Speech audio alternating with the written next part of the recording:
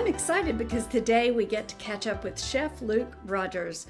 Luke recently opened the Cathedral Italian Bistro in Plano, Texas, and he and I worked together on his cookbook ever so recently. It's the most memorable Italian meals, and you can find that book on Amazon and Barnes and Noble. So I look forward to catching up with Luke right now. How's it going? So I got your video that you sent when you got the book, and I've got Yeah. mine right here. So what were you thinking when you got that package and you started opening it? Oh, I was just so excited. The fact is that I've never had my own like true cookbook, hardcover, just so exciting. I've worked on cookbooks before, but it was never the same thing as this. And the fact that I saw it and I said, wow, this is real. And then I could go on to Barnes and Noble or Amazon and be able to purchase that book, myself or to send friends and family to that. That was the coolest thing. I didn't realize how easy it could be to actually get your own cookbook. So I'm over the moon. Well, I'm so glad that you enjoyed the process and that it worked out for you because I thought it was a beautiful book. Thought it turned out really well. Why do you want to have a cookbook? I mean, what made you want a cookbook in the first place? Well, what made me want a cookbook in the first place was just wanting to put my recipes on paper, wanting people to be able to see them and try them. And, there's something in the echelon of chefs that they get a cookbook at some point. And so if I wanted to reach a higher level professionally, I needed to have a cookbook.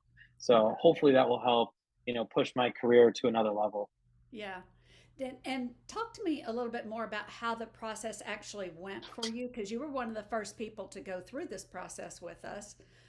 We did some interviews, we worked with you on drafts. How was that for you? Yeah, so the process was so easy. From the very first meeting where we met in person and you took some video recordings of things that I said and some of the stories that I have and my vision of the food and how you wanted the book to turn out. That was so amazing. So then you already had something lined up for me to say, okay, this is what you're supposed to do from now on to fit the book inside these parameters. Because as a creative, I'll kind of go off on different tangents, and I'm aware of that. So it was great having you to be there to reel me in and say, this is where we're going to stay, and this is how this is going to turn out to be amazing. So step by step, you were there to say, give me these recipes, show me these photos, and I need a story here that coincides with this recipe. I remember, talking about my daughters and cooking over the stove with them, and you said, hey, I need that story. Can you tell it to me again or email it to me? And so those conversations helped us build this book. And so it was so quick. I think it could have been even faster than it was had I not been working so much and I was so busy and I was traveling a lot. So we could have had a book out in a month if we needed to. Well, good. Again, I'm just so happy the process was easy because you were super easy to work with. So we'll be Oh, thank you. looking forward to your next cookbook, which will be, what will your next cookbook be? Oh man. Well, I'm hoping to have the cookbook from Cathedral Italian Bistro, the restaurant where I'm a chef. I would love to get that cookbook out with all of our recipes, and hopefully that'll happen soon. Give me a couple months. Let's see what happens with this book, and then we'll start pushing that one. That would be really cool. Well, so talk to me about Cathedral. I mean, I know this has been a vision. You were working hard on it when you and I first met. Yeah. It's been a journey. So tell me kind of how it unfolded there, and you got the doors open. Yeah, so Cathedral has been the wildest opening of any restaurant I've ever heard of. Everything from the beginning of, Louise, the owner of Cathedral Plumbing, him and Andrea, the general manager, had called me and said, hey, we want to meet with you because I was looking at starting my own restaurant. And so they said, why don't you come and meet with us? And so we started going over their ideas for the space that they had, but they didn't have anything else, like no true vision of what the food would be. And so, that's where I came in. I brought my whole presentation and everything and said, this is what I want to do in Italian steakhouse. They said, well, the name is Cathedral Italian Bistro. That's the name. So I said, well, that's fine. We don't have to change the name. Just, here's my concept. Let's see if it works. And so then suddenly it's dark colors and contrast of the copper and deep blue and browns, just a beautiful dark space that is also, really welcoming. And so then we together created this concept that I've never seen before. And then we started bringing on my sous chefs and other front of house managers, and we all had a hand in building this restaurant. One of the front of house managers designed a wine room. Another one designed like this part of there's a chef counter that we have that you can interact with me throughout the shift, and throughout your dinner, throughout my shift because I'm working. But throughout your dinner, you can talk to me. And then there's one spot that's the chef expo station where all the food plates come through, and it's covered in marble and metal, and it's beautiful. And one of the AGM was the one that designed that. And so we all had a chance to put our fingerprints on something in the restaurant, which is so unique. I've never seen that before. Normally, when you walk into a new opening, if you're not like the primary owner, you don't have a say over anything. So the fact that all of us got to be partners in this was just so cool and exciting. And then that goes into the food too. I present the menu and said, "Hey, this is the menu I want to run," and then in this 2-year process, I changed the menu about 7 times. But that's pretty normal because you go by the seasons and try to figure out what the concept is exactly. And so then we started out with a menu that is fairly simple. It's just doing everything as well as we possibly can. Pastas from scratch, wagyu steaks and prime steaks, and the bistecca fiorentino, and the true Italian steak that is made with rosemary and olive oil, and making short ribs and things like that. And like in the books that we wrote together, all these recipes are fresh, and we actually use some of the recipes from the book in the restaurant, which is really cool because then like if a cook asks me, "Hey, do you have this recipe? I can't find it," or whatever, I'm like, "Yeah, here," and I just give them the book, and then they go and flip it to the page, and they're like, "Cool, Alfredo sauce, here's how to do it." So that's really fun. But yeah, this process has been crazy, and it took a really long time, and there was a lot of ups and downs, but now we've leveled out, we're open, and so now people are able to come and actually try this food in person. So Well, anybody that orders a book can congratulations try on it. that. Yeah, thank you. Thank you. So, what's everybody's favorite dish so far? I was just actually going over the product mix, which is, something that we use in restaurants to see what sells and what doesn't sell. So the number one food item selling is the garlic knots with Wagyu beef tallow candles. Mm. And so what we do is we make an umami butter essentially out of Wagyu beef tallow, which is the fat. And we have a relationship with a Wagyu beef company here in Dallas. And so what we do is we get the fat and then we render it down where it melts, and then we form it into a candle and put all kinds of like herbs and seasonings and stuff into it to give it an umami flavor. And then we serve it with garlic knots, which are basically pizza dough. And then the second one, right after that one, is my mom's Italian egg rolls, which I grew up eating. So got to have those on the menu. Excellent. Well, that's so cool. And both of those just sound delicious right this minute. Kind of segueing away from that. So I know we've talked about this a little bit, and there's probably some of this in the book, but what is your favorite dish that you don't have to make? That I don't have to That make? somebody else has made for you?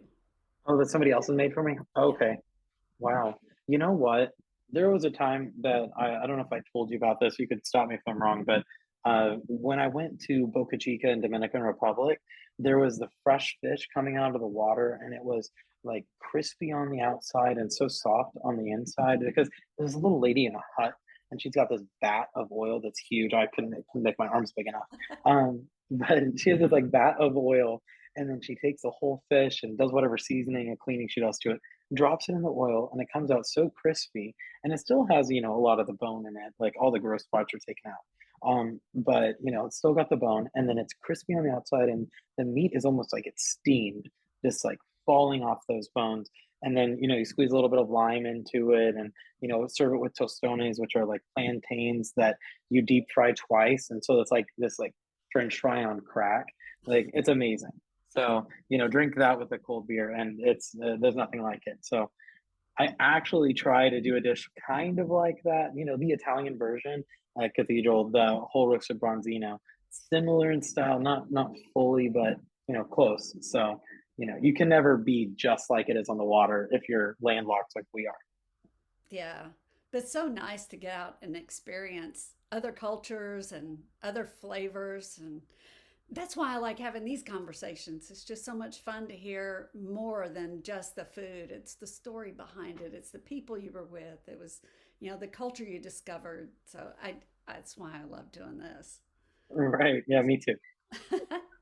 um, one thing I just thought of, so speaking of, kind of other flavors, are you using a wood-fired oven there at Cathedral?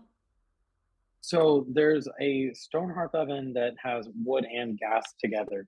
So Okay. it's really cool. Yeah, sometimes we'll even just throw in like extra wood just for flavor into it.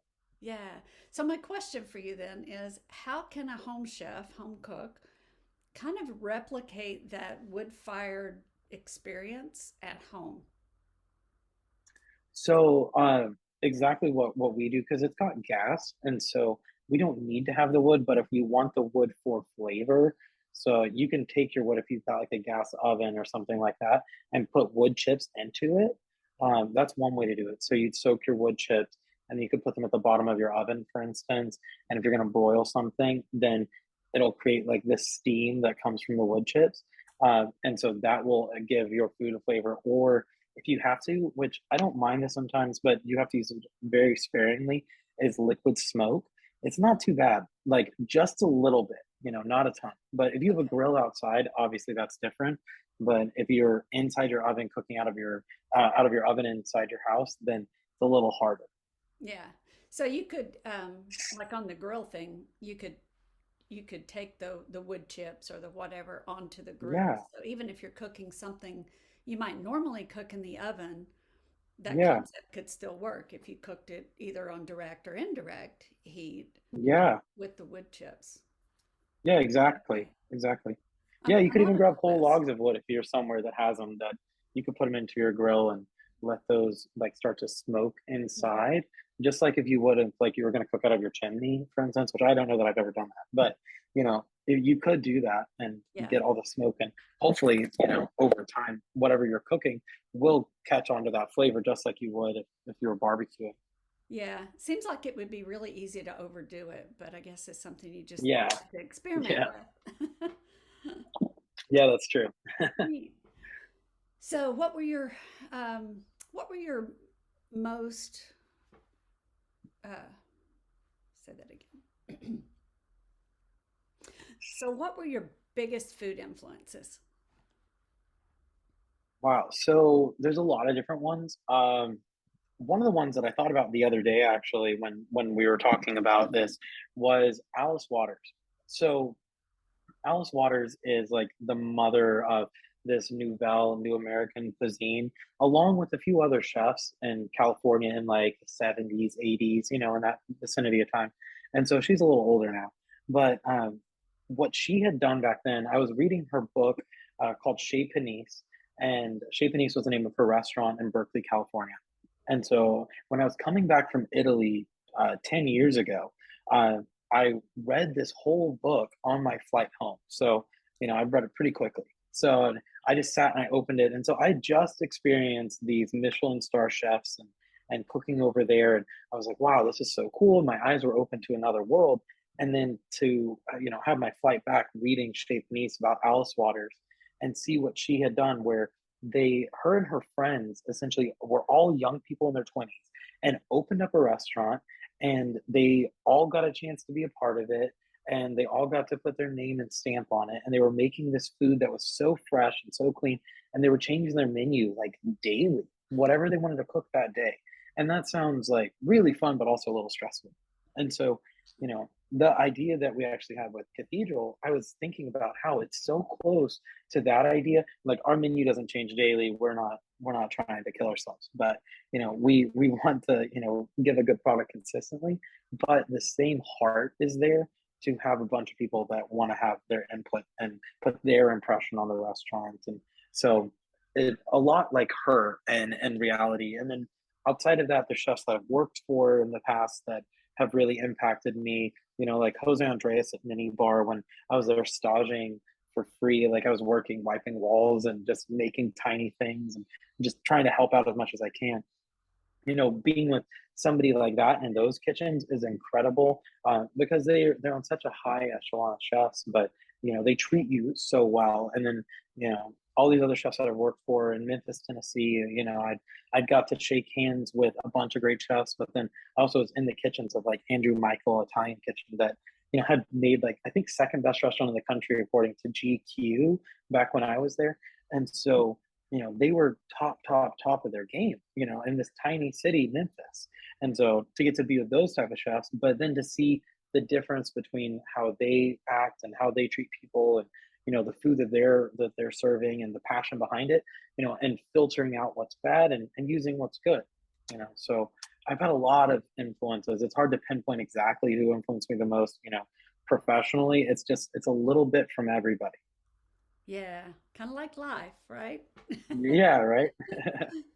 So, what do you wish people knew about either about restaurants or about chefs or opening a restaurant? Yeah. Wow. So opening a restaurant is super hard. Um, I I've been in the process of trying to open my own restaurant forever. That's all I've wanted for years. And so I would go with, my idea to somebody and see if I could build up finances. And, I'm originally, when I had my first idea, I wanted $2 million. And so, I was asking people and sending them my presentations and pitches and all of that and presenting it. And then, there was a lot of no's. There would be, one person would say, yeah, I'll put 100,000 in. Another person would say a little more. Some people would say no. And so then eventually you get to a point where you just, lose heart in it because it's so hard finding the right person. And so it could be grace and luck and everything together. But I found, somebody that was interested in my vision that, was willing to put all of their money into it. And so I didn't have to put a penny into this idea.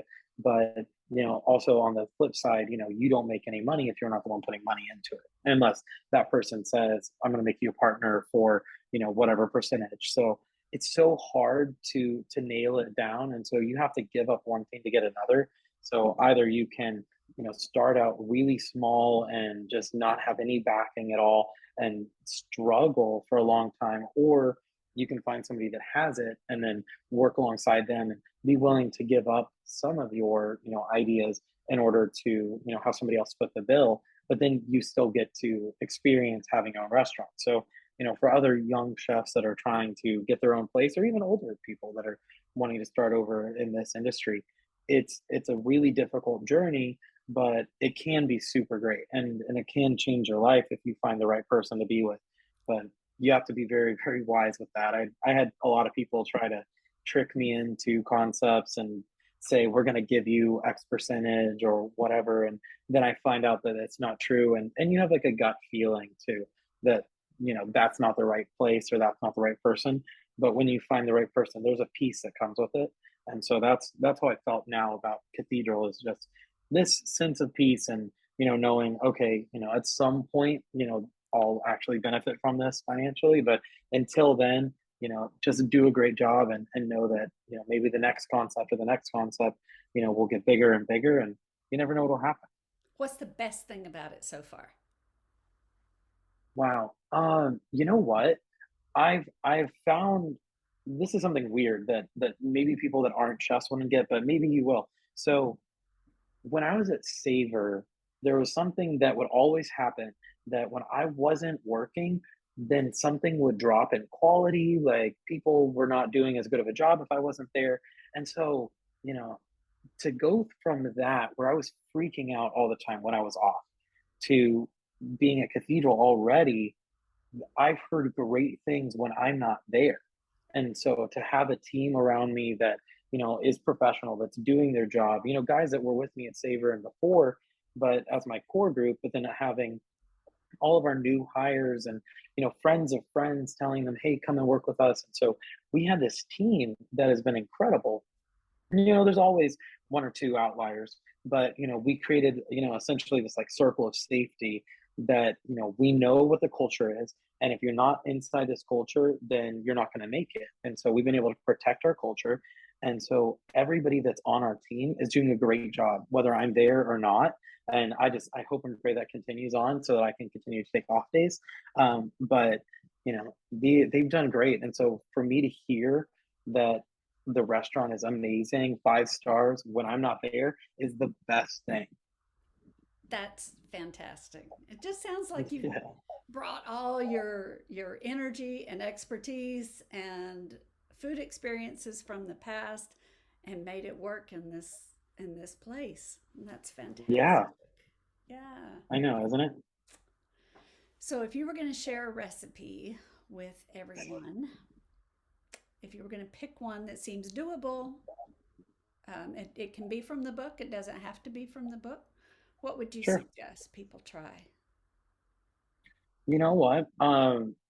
We can talk about my mom's Italian egg rolls.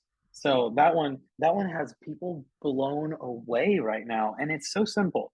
So essentially, it's ground pork and ground beef, and so you can just buy like little packages and go on let's say a 60-40 blend on the beef side. So like not true measurements. Italians don't actually use recipes. I don't know if you guys know that, but Italian people, that's just kind of like, yeah, whatever. So I actually grew up thinking that Italians ate egg rolls, and I didn't know that they didn't until I was like 17.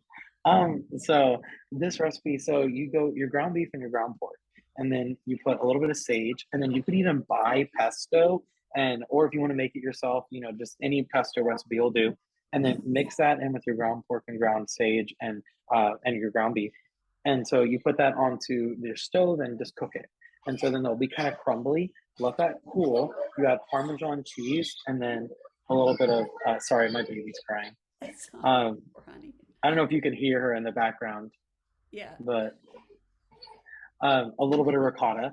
And so then you'll take that and you just buy egg roll wrappers at Walmart or wherever. Your giant egg roll wrappers that are about this big. And so then you take egg yolk and put it on the outside of the wrappers, and then put your ground pork, ground beef, sage pesto, ricotta, parmesan mixture inside. Roll it up, as tight as you can, and then it's great to put in the freezer for a second with a little bit of cornstarch on the outside, or just hold it in the fridge, or you can use it immediately fresh. And then put a pot on your stove with vegetable frying oil or vegetable oil, any canola blend is fine, not olive oil. Actual like frying oils is better. Um, and then you'll let that come to a boil, and then put your egg rolls into it, and then they'll get crispy. You pull them out. After they're crispy, it should be good all the way through. You could use a thermometer if you have one to just make sure they're over 135 degrees. If you don't have a thermometer, then just feel for it to make sure it's hot inside. And then, either cut it or don't, and then just put a little marinara sauce on the side, or tomato sauce, or Alfredo, whatever it is that you like to dip it into. So that one's one of the easiest recipes, and they're delicious. And that's different from anything I've ever heard of. So I will be sharing that with everybody and waiting to hear the feedback. It sounds delicious. Yeah, right. Yeah. Well, thanks. I appreciate the update. I really wanted to catch up with you and see how everything was going. It's been a minute since we got to chat. Yeah, yeah, and thank you for that. I really appreciate it. And these books have been awesome. I've been impressed with how many have sold already, and hopefully we'll get some more of those going too. I need to get my mass order so I can have some at the restaurants and everywhere. So we need to do that soon too. I am really looking forward to visiting Plano and Cathedral Italian Bistro. I'm going to be sure Luke signs my book. And again, if you need to find Luke's book, you can find it on Barnes & Noble or on Amazon. And it's Luke Rogers, and it's the most memorable Italian meals. I'll put the information in the comments. Thank you for being part of the Cookbook Creative, where we like to explore the people, places, and stories behind the food. See you next time.